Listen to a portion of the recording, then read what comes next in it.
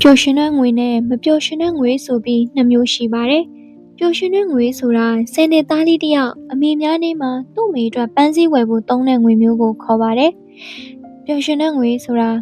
ာချစ်ချင်းမြတ်တာဂရုစိုက်မှုနဲ့ခင်မင်မှုတွေကြောင့်လဲပတ်နေတဲ့ငွေကြေးတိုင်းကပျော်ရွှင်တဲ့ငွေကြေးပါပဲ။ပျော်ရွှင်တဲ့ငွေဟာလူတွေကိုပြုံးပျော်စေနိုင်တယ်လို့အချစ်ခံရတယ်လို့လည်းခံစားရစေပါတယ်။ဒါကတနည်းအားဖြင့်ချစ်ချင်းမြတ်တာကိုဖော်ပြတဲ့နည်းလမ်းတစ်ခုပါပဲ။တခါတလေမှာပတ်စံကတခြားဘယ်ရာနဲ့မှမတူအောင်ကူညီပေးနိုင်ပါတယ်။အဲ့ဒါရဲ့စန့်ကျင်ဘက်အနေနဲ့မပျော်ရွှင်တဲ့ငွေဆိုတာကတော့ကျွန်တော်တို့မပေးချင်နဲ့ပေးရတဲ့အိမ်ငှားကားတွေမီတာကားတွေအခွန်အခတွေကိုဆိုလိုပါတယ်။မပျော်ရွှင်တဲ့ငွေအကြောင်းတွေကိုရှေရှည်ဝေးဝေးပြောနေဖို့တော့မလိုပါဘူး။စိတ်ဖိစီးမှုဒေါသ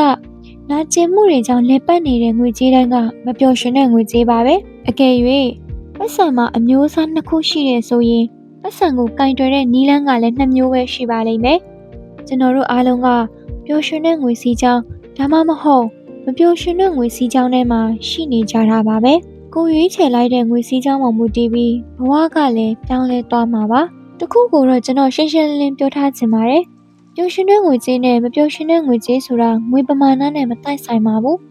အပေးယူလုပ်ချိန်မှာပါဝင်တဲ့စိတ်ခံစားချက်စွမ်းအင်နဲ့ပဲသက်ဆိုင်ပါတယ်။ဝင်ငွေများသည်ဖြစ်စေနည်းသည်ဖြစ်စေမသက်ဆိုင်ပါဘူး။ကိုယ့်ရဲ့ငွေကိုဘယ်လိုငွေစည်းကြောင်းမှာရှိစေခြင်းလဲဆိုတာကိုကိုယ်တိုင်ပဲဆုံးဖြတ်ရပါလိမ့်မယ်။ပျော်ရွှင်တဲ့ငွေစည်းကြောင်းမှာရှိစေခြင်းလည်းရပါတယ်။အဲ့လိုငွေစည်းကြောင်းမှာနေဖို့အတွက်ပတ်စံရတိုင်းဂါရဝတရားနဲ့မြင်ကြည့်ပြီးပတ်စံပေးတဲ့အခါမှာလည်းရရရွရွလူလလပေးကမ်းမှုလိုပါလိမ့်မယ်။ကျွန်တော်စီမှာငွေကြေးနဲ့ပတ်သက်ပြီးအကြံဉာဏ်လာတောင်းတဲ့ထောင်နဲ့ချီတဲ့လူတွေရဲ့အလုပ်တွဲလုပ်ခဲ့ရတဲ့အတွေ့အကြုံအရအဲဒီလိုငွေစည်းကြောင်းရွေးချယ်ရဲဆိုတာလူအများစုကသူတို့ကိုယ်တိုင်တောင်နားမလည်ပဲသူတို့ရဲ့ငွေနဲ့မပျော်ရွှင်တဲ့ဆက်ဆံရေးမျိုးရှိနေကြပါတယ်။မပျော်ရွှင်တဲ့ငွေကြေးရှိတဲ့နေရာမှာမပျော်ရွှင်တဲ့လူတွေရှိပါတယ်။အဲဒီနှစ်ခုကဆက်နွယ်နေတာပါ။ဥပမာကိုယ့်ရဲ့မိသားစုနဲ့ကိုယ့်အသားပိုင်းမှာရှိတဲ့သူတွေကမပျော်ရွှင်တဲ့ငွေစည်းကြောင်းထဲမှာရှိနေကြမယ်ဆိုရင်သူတို့စီကရတဲ့ငွေတွေကလည်းပျော်ရွှင်မှုကင်းမဲ့တဲ့ငွေတွေဖြစ်နေပါလိမ့်မယ်။လူချမ်းသာတွေမှာအုပ်စုနှစ်စုကွဲနေတာကိုထပ်ပြီးသတိထားမိခဲ့ပါတယ်။ပျော်ကြတဲ့လူတွေနဲ့မပျော်တဲ့လူတွေဆိုပြီးပေါ့။ပျော်တဲ့လူတွေကသူတို့ရဲ့မိသားစုနဲ့အဆင်ပြေပုံပေါက်တဲ့အပြင်သူတို့အားလုံးကလည်းသူတို့သဘောကျတဲ့နေဘက်မှာအလုပ်လုပ်နေကြတာပါ။အလုပ်ရှင်တွေဝန်ထမ်းတွေစီကနေလည်းတလေးတစားဆက်ဆံခံရတဲ့အပြင်သူတို့ကိုယ်တိုင်ကလည်းကိုကျိုးစွန်ပြီးကူညီတတ်ကြပါတယ်။စန့်ကျင်ဘက်အနေနဲ့မပျော်ရွှင်တဲ့လူချမ်းသာတွေကတော့ပတ်စံဘယ်လိုရှာရမယ်ဆိုတာနဲ့သူတို့ရဲ့ပိုင်ဆိုင်မှုတွေတိုးများလာဖို့အတွက်ပဲအာရုံစိုက်နေတာကိုတွေ့ခဲ့ရပါတယ်။လုပ်ငန်းတွေတည်ထောင်ဖို့နဲ့တခြားသူတွေကိုတရားဝင်နည်းလမ်းနဲ့အမျက်ထုတ်ဖို့အတွက်ပဲသူတို့ခေါင်းထဲမှာရှိကြပါတယ်။ဝန်ထမ်းတွေကိုကြမ်းကြမ်းတမ်းတမ်းဆက်ဆံတဲ့စပွဲတို့တွေဒရိုက်ဘာတွေကိုရိုင်းပြတယ်။ဒါပေမဲ့သူတို့ကိုပတ်စံပေးနိုင်မဲ့လူတွေဆိုရင်တော့ချိုချိုတတဆက်ဆံတတ်ကြပါတယ်။အဲဒီလူနှမျိုးကဘာကြောင့်ကွာခြားသွားရတာလဲ။သူတို့အချင်းစရိုက်တွေရဲ့နောက်ွယ်မှာအကြောင်းရင်းတစ်ခုရှိရမယ်လို့ကျွန်တော်သိနေခဲ့ပါတယ်။ပြီးတော့ formula တစ်ခုလည်းရှိနေပါလိမ့်မယ်။ဘာကြောင့်ငွေချမ်းသာတာချင်းအတူတူတချို့ကပျော်ရွှင်ပြီးရရောသလောက်တချို့ကစန့်ကျင်ဘက်တွေဖြစ်နေရတာလေ။အဲ့ဒီအချိန်ကစပြီးကျွန်တော်လည်းပျော်ရွှင်တဲ့ငွေကြေးရှာပုံတော်ကိုထွက်မှန်းမသိစထွက်ခဲ့ပါတော့တယ်။ကျွန်တော်တို့အားလုံးရဲ့ကိုယ်ပိုင်ငွေကြေးပြဿနာကျွန်တော်မှာအလွှာပေါင်းဆောင်ကမိတ်ဆွေတွေရှိပါတယ်။ငွေနဲ့ကင်းနိုင်သမျှကင်းအောင်နေပြီးတိုးထဲမှာပဲရိုးရိုးရှင်းရှင်းနေထိုင်တဲ့မိတ်ဆွေတွေလည်းရှိပါတယ်။သူတို့ကကိုစားမဲ့အသီးနှံကိုကိုယ်တိုင်စိုက်ပြီးတစ်နှစ်ကိုဒေါ်လာ1000လောက်ပဲသုံးပါတယ်။ဘာပဲလို့အတက်နိုင်ဆုံးပတ်စံမသုံးပဲလုပ်ကြတာပါ။ကျမရဲ့ကိစ္စနဲ့သူတို့ကိုယ်တိုင်မစိုက်ပျိုးနိုင်မထုတ်လုပ်နိုင်တဲ့ပစ္စည်းတွေအတွက်ပဲငွေကိုသုံးကြပါတယ်။ wine doubling ဒါမှမဟုတ်တာမန်နေ့လည်စာတစ်ပွဲအတွက်ဒေါ်လာ1000လောက်သုံးဖို့လက်မတွန့်တဲ့လူချမ်းသာမိတ်ဆွေတွေလည်းကျွန်တော်မှရှိပါသေးတယ်။ကျွန်တော်မိတ်ဆွေတွေထဲမှာဘယ်နယ်ဘယ်ကလူနဲ့စကားပြောသူတို့နီးသူတို့ဟန်နဲ့ဘဝကိုမကျင်တဲ့ကြောင်းပြောပြီးကျွန်တော်စီမှာအကြံဉာဏ်တောင်းကြပါတယ်။ပြီးတော့ချမ်းသာတဲ့သူတွေတင်မကပဲဆင်းရဲတဲ့သူတွေပါတူညီတဲ့စိတ်ပူပန်မှုတွေရှိနေတာကိုကျွန်တော်သိခဲ့ရပါတယ်။သူတို့အားလုံးဒီပါပတ်စံကိစ္စခေါင်းခဲရတာပါပဲဒါပေမဲ့အကြောင်းရင်းတွေကတော့မတူကြပါဘူးကြီးတဲ့ချမ်းသာတဲ့သူတွေကလက်တလောအတွက်ပတ်စံကိစ္စကိုစိတ်မပူကြပါဘူးသူတို့စိတ်ပူတာကအ အနာဂတ်ပါသူတို့ရဲ့အောင်မြင်မှုကထာဝရမတည်မြဲမှကြောက်ကြောင်းဝန်ခံကြပါတယ်အောင်မြင်ခရီးလမ်းမှာတဝက်တစ်ပြက်နဲ့ပြုတ်ကျခဲ့တဲ့သူတွေအမှားတစ်ခုကြောင့်စီးစိမ်ကုန်သွားတဲ့သူတွေကိုလည်းသူတို့မြင်ခဲ့ဘူးတာကြောင့်ပါအတော်တန်လောက်ငွေကြေးရှိတဲ့သူတွေမှလည်းစိတ်ပူပန်စရာတွေကြောင့်ညှိတွားကြတာပါပဲလူလက်တန်းစားတွေကတော့ငွေကိစ္စကိုပုံစံတစ်မျိုးနဲ့ညှိကြပါတယ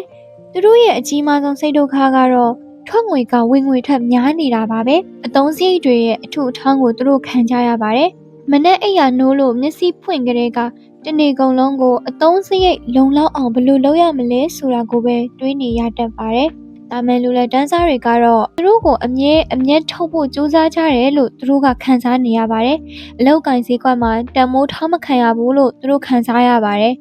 ်သူတို့ရဲ့အလုပ်ရှင်လူချမ်းသာတွေကသူတို့ရဲ့ဆွတ်လွတ်အနစ်နာခံမှုတွေကိုနားမလဲပဲသူတို့လုံအားကိုခေါင်းမုံဖြတ်ပြီးရလာတဲ့အစီအနစ်တွေကိုစားသုံးကြတယ်လို့သူတို့ကယူဆကြပါတယ်။နောက်ဆုံးနေနဲ့ငွေရေးကြေးရေးမှာလုံးဝအဆင်မပြေတဲ့လူစင်းရဲတွေကတော့ရှင်သန်မှုအတွက်ရုန်းကန်နေရတာနဲ့တင်အနာဂတ်အရေးကိုတောင်မတွေးအားတော့ပါဘူး။ငွေပမာဏအများကြီးဆိုတာသူတို့နဲ့အလံဝေးပါတယ်။ငါလည်းလူချမ်းသာပြဿနာတွေဖြစ်ချင်လိုက်တာလို့သူတို့ပြောကြတာကိုမိတ်ဆွေကြားဘူးမှာပါ။ဗိုက်ဆန်နေတဲ့လူတစ်ယောက်အတွက်လူချမ်းသာပြဿနာတွေကပါမွားလေးပါပ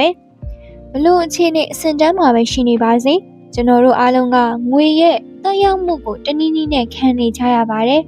ကျွန်တော်တို့ရဲ့တုံ့ပြန်မှုကကျွန်တော်တို့ရဲ့ပျော်ရွှင်မှုဝမ်းနည်းမှုတွေကိုအဆုံးဖြတ်ပေးသွားမှာပါငွေကြေးနဲ့ချစ်ခင်တဲ့ဆက်ဆံရေးမျိုးရှိတဲ့ဘဝ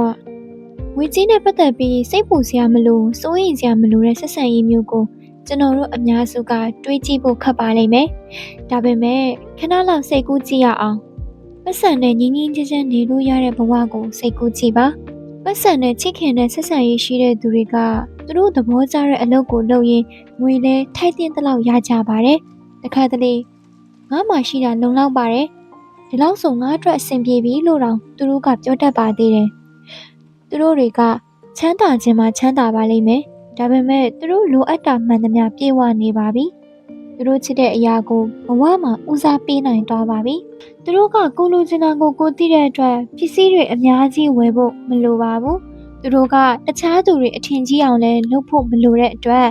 နာမည်ကြီး brand တွေကိုဝယ်ဖို့လည်းမလိုအပ်ပါဘူး။ဒါပေမဲ့သူတို့လည်းတစ်ခါတလေငွေရေးကြေးရေးပူပန်ရတာပါပဲ။အဲ့လိုအချိန်တွေဆိုရင်သူတို့ကကိုယ့်ဘာသာပြန်ပြောပါတယ်။ဒါဖြစ်တတ်ပါတယ်ငါအမြဲတမ်းကြော်ဖြတ်နိုင်ခဲ့တာပဲဒီတစ်ခါလဲအဆင်ပြေသွားမှာပါလို့ပေါ့သူတို့ကစိတ်ဖိစီးမှုကိုဘလို့ကြော်ဖြတ်ရမလဲသိတဲ့အပြင်ထိန်းချုပ်လိုစိတ်နဲ့ကြောက်အားလန့်အားလုံးသမျှမှားတတ်တယ်ဆိုတာကိုလည်းသိကြပါတယ်သူတို့ကငွေနဲ့ပတ်သက်ရင်ဘယ်အရာကအစ်စ်အမှန်လဲဘယ်အရာကအတွေးလိုနေတယ်လဲဆိုတာကိုခွဲခြားတတ်ကြပါတယ်နောက်ဆုံးတော့အဲဒီလူတွေကငွေကိုဘလို့ချင်းကပ်ရမလဲရွေးချယ်တတ်ကြပါတယ်ငွေကိုဘလို့ကင်တွေတုံ့ပြန်ရမလဲသိကြပါတယ်ကျွန်တော်တို့လည်းငွေကြေးနဲ့ဘဝကိုဘလို့ချင်းကပ်မလဲရွေးချယ်နိုင်ပါတယ်ဘလို့ရွေးချယ်မလဲကျွန်တော်ကတော့တိအမှတ်ပြုစိတ်နဲ့စတင်ရမယ်လို့ယုံကြည်ပါတယ်ကို့မှာလုံလောက်အောင်မရှိဘူးလို့တွေးမဲ့အစားငါမှလူသမျှအကုန်ရှိနေပြီအဲ့ဒီအတွက်လဲဝမ်းသာတယ်ငါလုပ်တဲ့အလုပ်ငါစားတဲ့အစားတော့ငါမောင်းတဲ့ကားငါရှာတဲ့ပတ်စံတွေအားလုံးကိုငါကျင်တတ်တယ်လို့တွေးနိုင်ပါတယ်ပတ်စံဝင်လာတဲ့အခါမိတ်ဆွေအနေနဲ့ကျေးဇူးတင်ပါတယ်လို့ပြောသင့်ပါတယ်ပတ်စံထွက်တဲ့အချိန်မှလည်းအဲ့ဒီပတ်စံကိုအကျိုးရှိရှိသုံးလိုက်ရတဲ့အတွက်ကျေးဇူးတင်ကြောင်းပြောနိုင်ပါတယ်ကျေးဇူးတင်ပါတယ်ဆိုတဲ့စကားစုမှာမိတ်ဆွေနဲ့ငွေကြေးကြားကဆက်ဆံရေးကိုပြောင်းလဲပေးနိုင်တဲ့အစွမ်းရှိလို့ပါများများကျေးဇူးတင်တက်လေးလေးစိတ်ပီစီးမှုနည်းလေးလေးပါပဲအဲဒီကနေတစ်ဆင့်မိတ်ဆွေစီကိုပျော်ရွှင်မှုတွေရောငွေတွေပါပို့ဖို့ပြီးစီးဆင်းလာပါလိမ့်မယ်အဲဒီနောက်မှာတော့မိတ်ဆွေအိတ်ထဲကမပျော်ရွှင်တဲ့ငွေတွေဟာတဖြည်းဖြည်းပြုံးလာပြီးပျော်ရွှင်တဲ့ငွေတွေအဖြစ်ပြောင်းလဲလာတာကိုမြင်လာရပါလိမ့်မယ်ငွေအိုင်ကျူနဲ့ငွေအီကျူကျွန်တော်တွေ့ဘူးတဲ့တန်းကျွယ်တထေးတွေကတော့ခေါ်ရတက်ကျင်နာတက်ပြီးသူတို့ရဲ့ဝန်ထမ်းတွေကလည်းလေးစားချစ်ခင်ကြပါတယ်အဲ့လိုခေါင်းဆောင်တွေကမှတကယ်ခေါင်းဆောင်လို့ကျွန်တော်ခေါ်တဲ့သူတွေပါပဲကျွန်တော်မှစံနှုန်းလေးတစ်ခုရှိပါတယ်အဲ့ဒါကတော့တကယ်လို့ခေါင်းဆောင်တယောက်ရဲ့နောက်ွယ်မှာသူ့ဝန်ထမ်းတွေ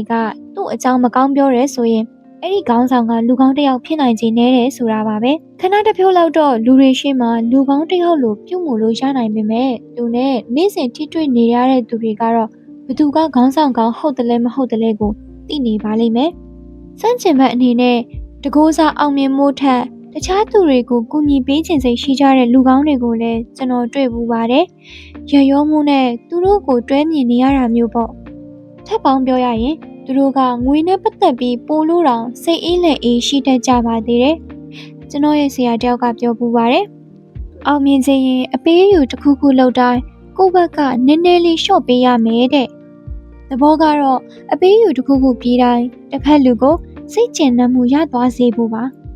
တစ်ဖက်လူအနေနဲ့သူတို့ကအမျက်ထွက်သွားတယ်လို့ခံစားရစေဖို့ပါပဲ။အဲ့ဒီနီလန်းကိုကျင့်သုံးတဲ့ရလက်အနေနဲ့သူကသူ့ရဲ့စီးပွားရေးမိတ်ဖက်တွေဖောက်တယ်တွေကိုဦးစားပေးတဲ့သူတယောက်အနေနဲ့နာမည်ကောင်းရလာပါလိမ့်မယ်။သူ့စီကနေခေါင်းမုံဖြတ်အမျက်ထုတ်ခံရတယ်လို့ဘယ်သူမှမခံစားရတော့ပါဘူး။အဲ့လိုနာမည်ကောင်းတစ်ခုတိဆောက်ပြီးတဲ့နောက်မှာတော့သူနဲ့အလုပ်တွဲလုပ်ချင်တဲ့သူတွေဝင်လာမစဲတဲတဲဖြစ်လာပါတော့မယ်။အလုံးနဲ့လက်နဲ့မပြတ်တဲ့လုပ်ငန်းရှင်ကြီးတွေကောလိပ်လည်းမတက်ရရင်းနှီးမြှုပ်နှံမှုနဲ့ပတ်သက်တဲ့ဘာဘဟုတုသားမှလည်းမရှိတဲ့ကိုယ့်အလုပ်ကိုကြမ်းကြင်ပြီးဖောက်တယ်တွေစီကနေသဘောကျမှုရတာနဲ့တင်အောင်မြင်သွားကြတဲ့သူတွေကိုလည်းကျွန်တော်တွေ့ပူပါတယ်။ဒီကိစ္စကိုနားမလည်တဲ့အတွက်ကျွန်တော်ရဲ့ဆရာကိုမေးကြည့်ပါတယ်။ငွေကြီးနဲ့ပတ်သက်လာရင်ငွေအိုင်ကျူနဲ့ငွေအီကျူရဲ့လို့ရှိကြောင်းသူကပြောလာပါတယ်။ငွေအိုင်ကျူဆိုတာကတော့ရင်းနှီးမြှုပ်နှံမှုအကြောင်းအခွန်ဥပဒေအကြောင်းစသည်ဖြင့်ငွေနဲ့ပတ်သက်တဲ့ပညာရဲ့ဆိုင်ရာဗဟုသုတတွေကိုလေ့လာရင်